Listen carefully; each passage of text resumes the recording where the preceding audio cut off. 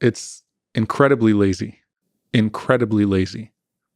to say that anti-Zionism or that anti-occupation is anti-Semitic. First and foremost, the Palestinians are a Semitic people. That's number one. Number two,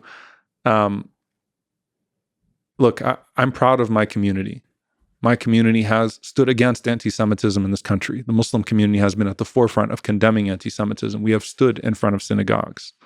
We have stood with the Jewish community when the Jewish community is attacked.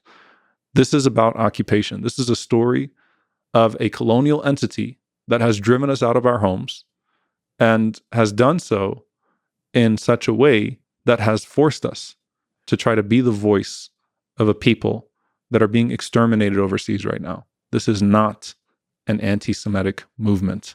This is a pro-freedom movement. Do you think the protests ever go too far? The protest scene is a messy scene. And so again, you're going to have sometimes that odd speaker or people get carried away in their emotions. And yes, sometimes people chant things or do things that are contrary to the protests. It's pretty unfair when you judge the entire protest movement by some of these incidents that have happened at protests, and you don't pay attention to what they're protesting about in the first place, which is a genocide. Right now, everything is secondary to ending a genocide that is ongoing. In the course of this discussion, it's not an exaggeration to say that at least 30, 40 people would have been killed just over the last few hours, because we're averaging 135 to 150 a day. So everything else is secondary to that.